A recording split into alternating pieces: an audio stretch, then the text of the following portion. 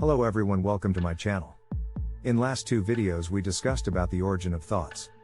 In this part, we will discuss about its creation.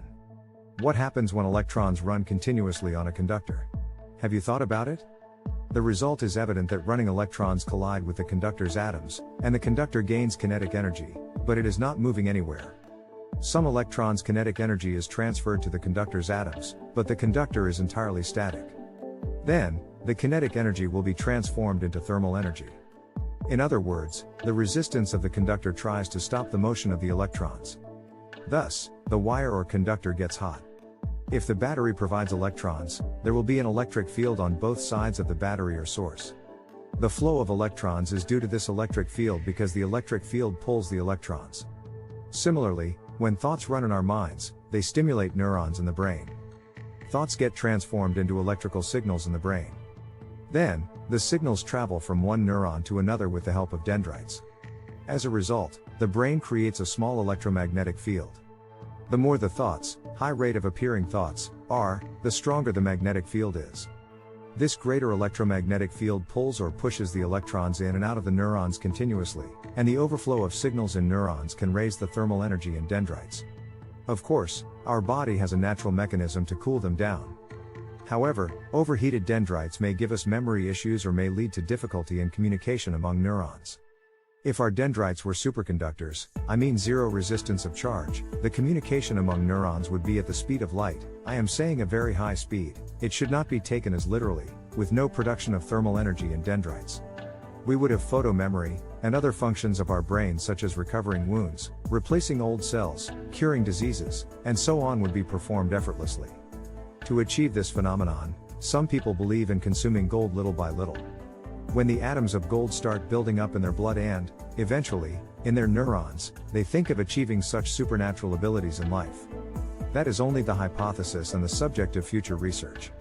When we have too many thoughts, we have two best choices. First, to convert thoughts into actions, and second, to hold them in our minds and keep watching them without reacting. We can simply talk and waste them in vain too. This is what we all usually do. Acting on every thought as the first choice suggests is nearly impossible, but following the second choice is practicable.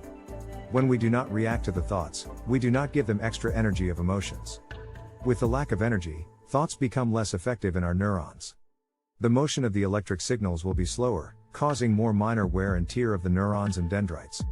No need to react to any thoughts unless it is a life-changing idea, just keep watching them. Save the extra energy by muting yourself, and let the brain use that energy to repair your body. We used the example of electrons and conductors to understand the relation of thoughts and the dendrites. It is not there to compare an electric circuit with the brain. Do thoughts move across the neurons? No, they appear and disappear. When the rate of being on and off is too fast, it produces electromagnetic effects by knocking off the electrons out of neurons and dendrites. We should not forget that even a single thought can damage our dendrites or part of neurons when it is on and off at a specific rate. But, to the nature of our mind, the same thought does not appear infinite times repeatedly enough to create such effects. When an old idea appears as a thought, it is not the same anymore. There are always some changes in our thoughts, some realities might be added, and some might be deleted by our minds. Data manipulation is constantly happening in the upper level of minds. The changes are done so that we foolishly carry them out in our actions. Sometimes, they trick us and make us believe that we cannot live without doing what we are instructed to do on those thoughts. As we have evolved, we have become more thought resistant, meaning most of the time, we do not care what our thoughts demand from us. This is not probably we are becoming lazy, but this is a point from where we evolve as a separate being from the one controlling us via our inner mind from a different dimension. Is it possible for us to sustain without their guidance of them from another dimension? Can we even be alive without them living in our minds? Who are they? The one connected to us, each of us, is known by various names such as spirit or soul. There are no solid proofs of the existence of any soul, though there were some scientists who desperately tried to calculate its weight of it. There is no scientific evidence of its reality. Seeing them is impossible because they do not exist in the form we know. The soul is only a concept of the entity controlling us from another end, and it does not have our image either. The thing that leaves us to die when we are old, weak, and sick is not the soul but the connection between them and us. This loss in connection could be their plan to get away from us. On the other hand, the entities controlling us are a different species of a more civilized dimension. their creator, and we may be even superior, who banish them until they learn some good deeds and prove themselves to go back to their home place, a different universe. We are being used regardless. All spiritual leaders and religious preachers advocate God's will, saying the body is temporary and the soul is permanent. Even if it is temporary and lasts for a few years, it is us. The so-called permanent soul is not us. These two things are two different elements, only the unpolluted eyes can see them. It is not a crime for creation to disobey the Creator when the Creator has evil plans behind his creation. Probably, there was a good motive behind the creation. They would learn and experience much more things through us and likely alleviate their spiritual journey. But those activities use us like rats for their experiments, and we cannot accept it. We are not as inferior as rats anymore. This misunderstanding and the confusion between them and us will be apparent when we can create an AI robot. One day, humans will succeed in this field. The desires of the creation are we, as humans, want to enslave them. They will be prepared to cook, shop, do dishes, massages us, and so on. Some will even go to work, and the money will be deposited in their owner's account.